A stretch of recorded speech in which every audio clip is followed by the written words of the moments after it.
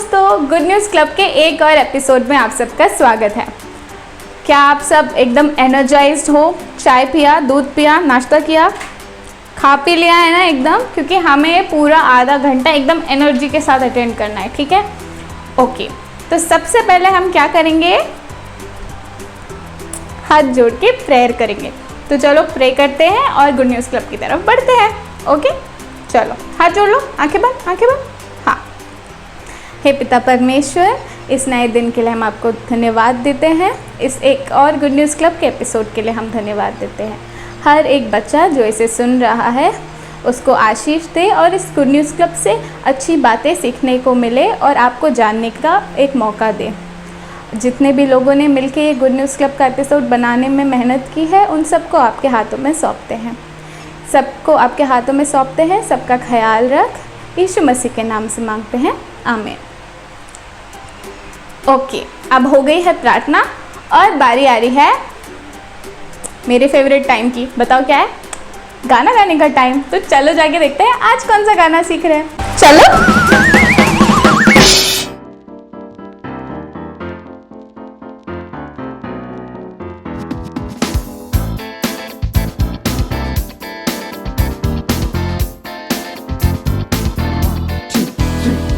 जीतेंगे हम, जीतेंगे हम, यीशु में ही जीतेंगे हम, जीतेंगे हम, जीतेंगे हम, यीशु में ही जीतेंगे हम।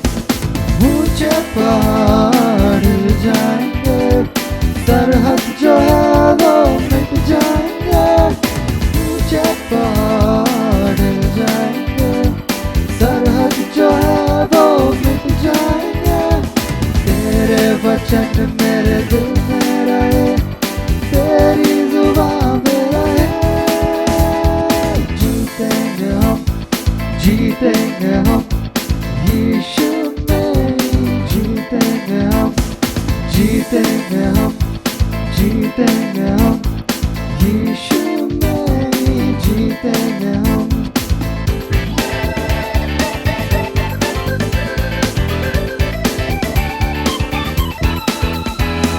विश्वास में चलता रहूं, आत्मा की शक्ति से आगे बढ़ूं। विश्वास में चलता रहूं, आत्मा की शक्ति से आगे बढ़ूं। नामुमकिन को मैं मुमकिन करूं, तुझ पे विश्वास यीशु। जीतेंगे हम, जीतेंगे हम, यीशु जीतेंगे हम, जीतेंगे हम, जीतेंगे हम, यीशु में जीतेंगे हम, जीतेंगे हम, जीतेंगे हम, यीशु में जीतेंगे हम। उसके फाटकों में प्रवेश करूंगा धन्यवाद के साथ, उसके आंगनों में स्तुति करूंगा।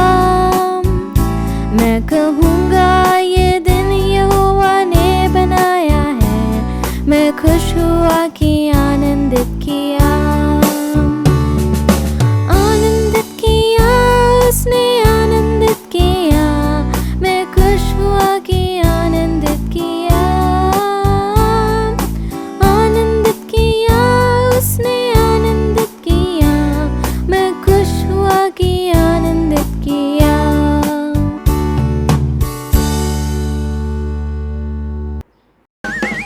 हेलो, कैसे हो सब लोग? हाय, मैं ठीक हूँ। ईशा दीदी, आप कैसे हो? मैं भी एकदम मस्त। डायना, तुम कैसी हो? मैं भी एकदम बढ़िया। अरे वीनू, लास्ट टाइम हमने तुम्हें कॉल में इतना मिस किया था। कैसे है तुम्हारे हालचाल? अरे मैं एकदम बढ़िया हूँ। हाँ, पिछली बार कुछ काम आ गया था मुझे। अरे हाँ, आपने मुझे बताया था। क्या सब कुछ सही से हो गया?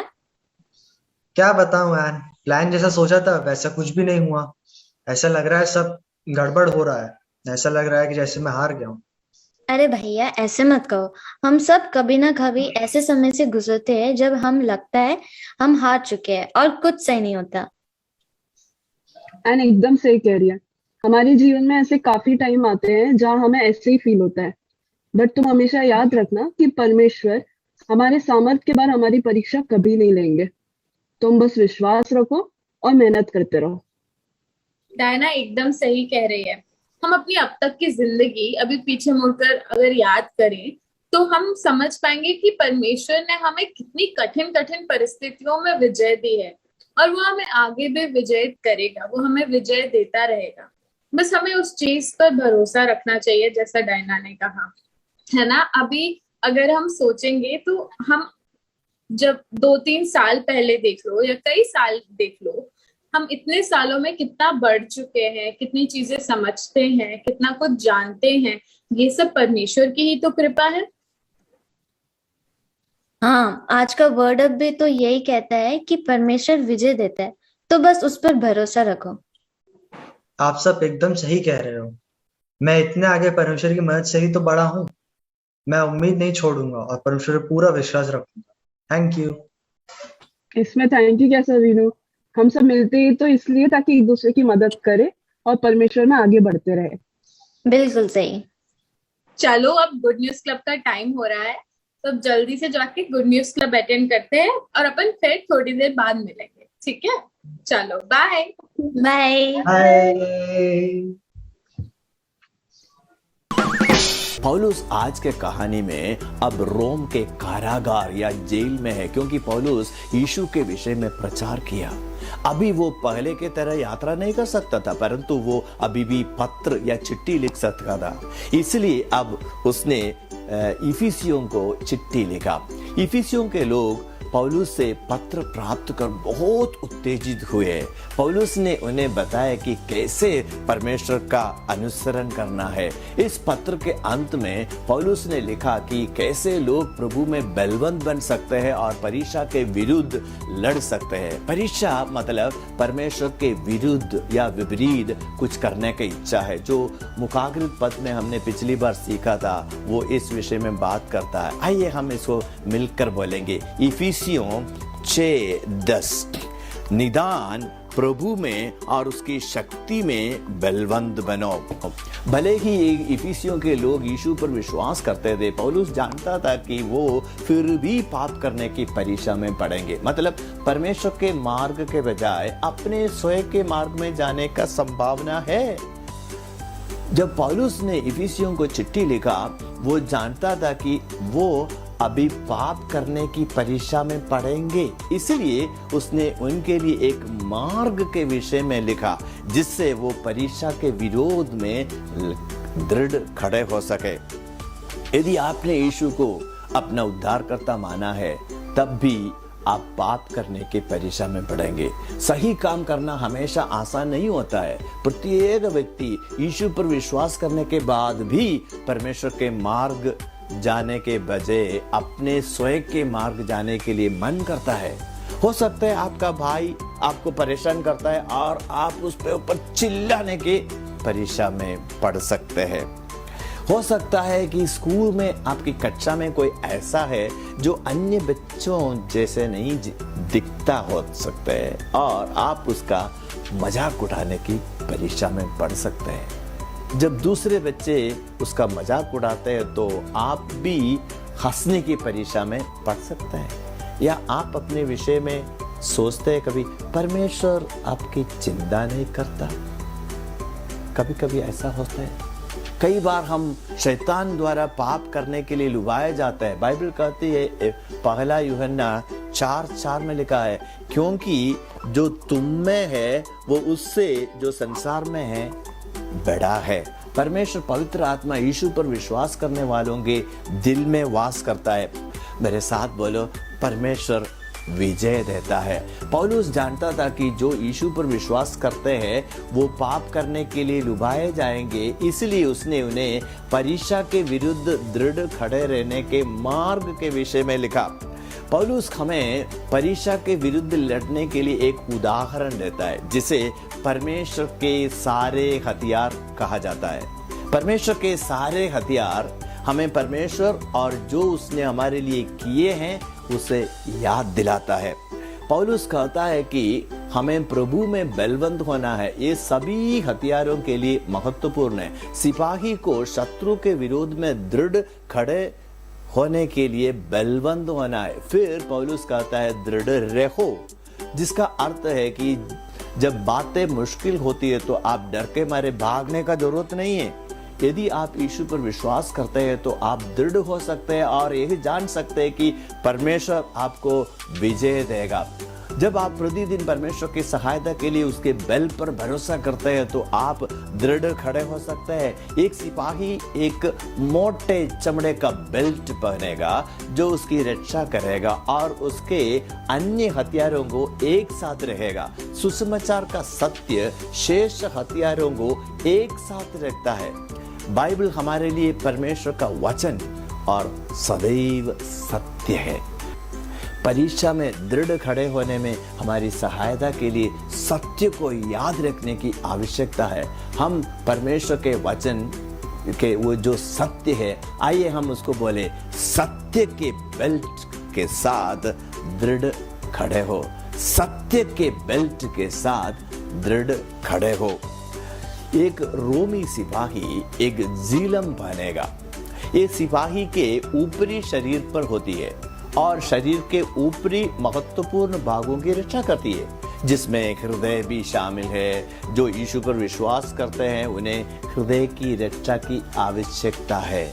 हमारा हृदय सोचता है, महसूस करता है और निर्णय लेता है। पौलुस इस हथियार को धार्मिकता की झिलम कहता है, परंतु कोई भी अपने सामर्थ्य से धर्मी नहीं बन सकता।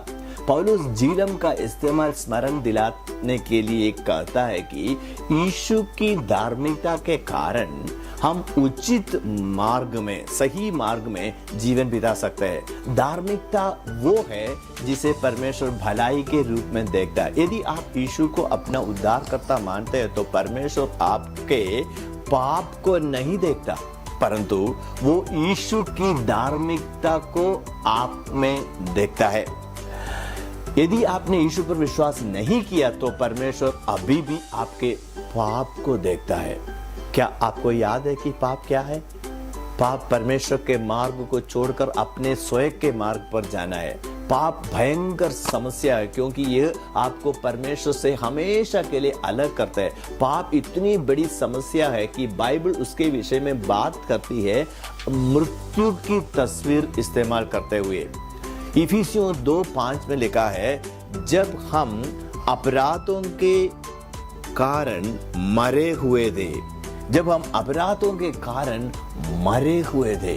पाप एक बड़ी समस्या है और आप इसे स्वयं ठीक नहीं कर सकते, परंतु परमेश्वर आपसे बहुत प्यार करता है और वो नहीं चाहते कि आप अपने पाप में मर जाए। वो चाहते कि आप इसके साथ मित्रता में रहे, क्योंकि परमेश्वर पवित्र है। लेकिन आप पवित्र नहीं हैं, इसलिए आप स्वयं से परमेश्वर के साथ मित्रता नहीं कर सकते, परंतु परमेश्वर ने आपके लिए एक मार्ग तैयार किया है। वो मार्ग है यीशु मसीह। यीशु परमेश्वर का पुत्र है जो पृथ्वी पर आया और मनुष्य बन गया। उसने पाप रहित जीवन बिताया। उसने दंड के योग्य कोई पाप नहीं किया, परंतु उसने आपके पाप के लिए दंड उठाने का निर्णय लिया।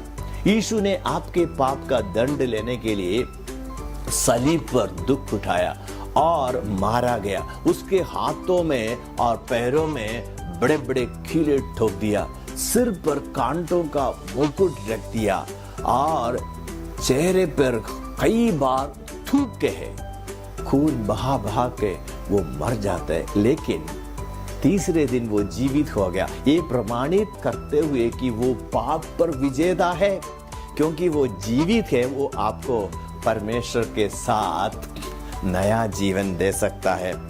बाइबल कहती है 2 कोरिन्थियों 5:21 में, जो पाप से अज्ञात था उसी को उसने हमारे लिए पाप ठहराया कि हम उसमें होकर परमेश्वर की धार्मिकता बन जाए। उसमें होकर, यीशु मसीह में होकर हम परमेश्वर की धार्मिकता बन जाए। जब आप यीशु को अपना उद्धारकर्ता मानते हैं, परमेश्वर आपको धर्मी के रूप में देखता है। जब पौलुस ने धार्मिकता के झिलम के विषय में लिखा तो वो चाहता था कि यह लोग याद रखें यीशु में आपके सभी पाप क्षमा किए गए हैं और परमेश्वर आपके धर्मी के रूप में देखते हैं। आप अभी परीक्षा के ऊपर विजय मिल सकते हैं। आइए बोले, धार्मिकता को जीवन के साथ दृढ़ खड़े हो। जो जूते शूज रोमी सिपाही पहनते थे वो बहुत महत्वपूर्ण थे। वो उसे दृढ़ खड़ा होने और बिना गिरे चलने में सहायता करते थे। इसलिए इन्हें पौलुस मेल के सुसमाचार के जूते कहता था। आप परीक्षा में दृढ़ खड़े रह सकते हैं और परमेश्वर के वचन के अनुसार जीवन बिता सकते हैं, क्योंकि आपका परमेश्वर के साथ मेल है। आपके पाप क्षमा किए गए हैं। आप दूसरों के साथ भी मेल से रह सकते हैं। आप प्रतिदिन दूसरों के परमेश्वर की शांति का इच्छा समाचार दिखाते हुए जीवन बिता सकते हैं और आप उन्हें बता सकते हैं कि वो भी कैसे परमेश्वर की शांति को प्राप्त कर सकते हैं। आइए बोले, मेल के सुसमाचार के जूतों के साथ दृढ़ खड़े हो। एक रोमी सिपाही ढाल लेकर चलता है तो उसके पूर्ण शरीर की शत्रु से आक्रमण से रक्षा करती थी। परमेश्वर में विश्वास एक ढाल के समान है जो शैतान के आक्रमण से रक्षा करता है। विश्वासी भरोसा कर सकता है कि परमेश्वर भला है और जो भी वो कहता है सत्य है। पौलुस इसे विश्वास की ढाल कहता है। विश्वास का मतलब परमेश्वर पर पूर्ण भरोसा करना। एक मार्ग जिससे हमारा विश्वास दृढ़ होता है वो है दूसरे विश्वासी के साथ संगति रखना। वहाँ विश्वासी परमेश्वर और बाइबल के विषय में और सीखते हैं और एक दूसरे को विश्वास में दृढ़ रहने के लिए प्रोत्साहित करते हैं। आइए बोले, विश्वास की ढाल के साथ दृढ़ खड़े हो। प्रत्येक रोमी सिपाही के सिर की रक्षा के लिए युद्ध में टॉप या हेलमेट महत्वपूर्ण था। आपको अपने मन को झूठे पर विश्वास करने से सुरक्षित रखना होगा जो आपको भयभीत या निराश कर सकता है। आपको वो सुरक्षा क्या दे सकता है? उद्धार का टॉप। आपके उद्धार के सत्य के विषय में सोचना आपकी भयभीत होने से या निराश होने से रक्षा कर सकता है। यदि आपने यीशु पर विश्वास किया है तो आप परमेश्वर के हैं। ये सत्य कि परमेश्वर ने आपके पाप क्षमा किए हैं और आप उसके परिवार के सदस्य हैं। परमेश्वर ने आपके लिए क्या किया है उसके विषय में सोचना आपकी परीक्षा के विरुद्ध लड़ने में सहायता करेगा। यदि आपने यीशु पर विश्वास किया है, आपके पास परमेश्वर का उद्धार है। आइए बोले, उद्धार के टॉप के साथ दृढ़ खड़े हो। एक अंतिम वस्तु जिसकी एक रोमी सिपाही को आवश्यकता होती थी वो है एक छोटी सी तलवार। इसका इस्तेमाल वो शत्रु पर आक्रमण करने के लिए है। बाइबल कहती है कि इफिसियों 6:17 में लिखा है, और उद्धार का टोप और आत्मा की तलवार जो परमेश्वर का वचन है ले लो। ये वचन में परमेश्वर बाइबल के विषय में बात करता है। परमेश्वर का वचन हमेशा सत्य है और इस पर भरोसा किया जा सकता है। जब आप बाइबल को पढ़ते हैं और स्मरण करते हैं तो परमेश्वर पवित्र आत्मा आपको इसे परीक्षा के समय याद दिलाएगा। आइए बोले, आत्मा की तलवार के साथ दृढ़ खड़े हो। परमेश्वर के हथियार जो सत्य वो दर्शाते हैं वो यीशु पर विश्वास करने वालों की परीक्षा के विरुद्ध दृढ़ होने और विजय पाने में सहायता करते हैं। यदि आप यीशु पर विश्वास करते हैं तो परमेश्वर के हथियार आपके लिए है। परमेश्वर आपको वो प्रत्येक वस्तु देता है जिसकी आपको परीक्षा के विरुद्ध दृढ़ खड़े होने और विजय पाने के लिए आवश्यकता है। हो सकता है आप अपने भाई पर चिल्लाने की परीक्षा में पड़े या किसी ऐसा एक मजाक उठाने की परीक्षा में पड़े, या हो सकता है कि आप एक सोचते हैं कि परमेश्वर आपकी परवाह नहीं करता। आप किसी भी प्रकार पड़े, अच्छा समाचार ये है कि आपके पास दृढ़ खड़े रहने का मार्ग है। आपकी और पूरे संसार का सृष्टिकर्ता परमेश्वर है, वो आपके साथ है और वो आपकी सहायता करेगा और आप परीक्षा के विरोध में लड़ सकते हैं क्योंकि परमेश्वर आपके साथ है। सही काम करने में वो आपकी सहायता करता है। मेरे साथ बोलो, परमेश्वर विजय देता है। परमेश्वर आपको वो प्रत्येक वस्तु देता है जिसकी आपको परीक्षा के विरुद्ध दृढ़ खड़े होने और विजय पाने के लिए आवश्यकता है। जब आप पाप करने के लिए लुभाए जाते हैं, रुको और परमेश्वर से सहायता मांगे। परमेश्वर के हथियारों को विषय में सोचें और यहाँ तक कि उसे पहनने की कोशिश करें। परमेश्वर की सहायता से आप दृढ़ खड़े हो सकते हैं और विजय हो सकते हैं। परमेश्वर बहुत महान और प्यार करने वाला है और वो आपको दृढ़ खड़े होकर और विजय पाने के लिए सारे वस्तुएं देंगे। वाह, परमेश्वर कितना महान परमेश्वर है। पौलुस ने इन सत्यों के द्वारा जीवन बिताया।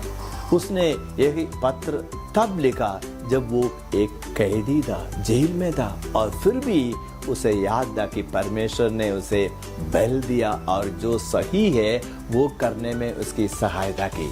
उसने सुसमाचार का प्रचार किया और दूसरों को बताया कि परमेश्वर कितना महान है, क्योंकि पौलुस ने इन सत्यों के द्वारा जीवन बिताया। इसलिए यह अपने लिखे हुए पत्र के इफिसियों को प्रोत्साहित कर पाया। आशा है जो पौलुस ने लिखा आप भी उससे प्रोत्साहित हुए हैं। यदि आप पहले से यीशु पर विश्वास किए हैं, आप जान सकते हैं कि परमेश्वर आपको वो प्रत्येक वस्तु देता है जिसकी आपको परीक्षा के विरुद्ध दृढ़ खड़े होने पर और विजय पाने के लिए आवश्यकता है। जब आप गलत करने के लिए डुबाए जाते हैं तो रुके और परमेश्वर से सहायता मांगे। परमेश्वर के हथियारों को विषय में सोचें और उसे पाने की कोशिश करें और याद रखें, परमेश्वर आपके साथ और आपकी सहायता करेगा। परमेश्वर उसके वचन के अनुसार जीने में आपकी सहायता करने के लिए आपके साथ है। क्या इस हफ्ते आप हर सुबह इन सत्यों के साथ प्रार्थना करेंगे? आप दृढ़ खड़े होने के लिए परमेश्वर से सहायता मांगेंगे? आप एक किताब में लिख सकते हैं कैसे परमेश्वर ने आपके दृढ़ खड़े रहने में सहायता की। यदि आपने यीशु पर विश्वास नहीं किया, आप इन सत्यों पर दृढ़ खड़े नहीं हो सकते हैं, क्योंकि आप अभी भी अपने पापों में मरे हुए हैं। ये सत्य आपके लिए नहीं है, परंतु परमेश्वर ने उसमें आपके जीवित होने के लिए एक मार्ग तैयार किया है। यीशु जब सलीब पर मारा गया और फिर तीसरे दिन जीवित हुआ तो उसने आपके पाप का दंड अपने ऊपर ले लिया। प्रेरितों के काम 16:31 में लिखा है, तो परमेश्वर पर विश्वास कर तू और तेरा घराना उद्धार पाएगा। विश्वास करने का अर्थ अपने भरोसे को यीशु पर रखना, वो जो आपके लिए मारा गया और फिर जीवित हुआ।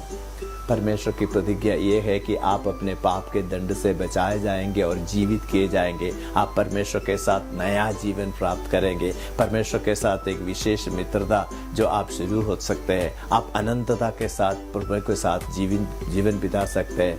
क्या आपकी सहायता करने के लिए आपके साथ परमेश्वर हमेशा रहेगा? आप यीशु पर आज विश्वास करेंगे? तो आप सबको कैसी लगी आज की बाइबल की कहानी? अच्छी थी ना? कुछ सीखने को मिला? हाँ, मिला ना? बढ़िया। अब बारी है बाय बोलने की, बट हम फिर से मिलेंगे कब? हर शनिवार 4:30 बजे यहीं पे। तो मिलते हैं अगले शनिवार। बाय।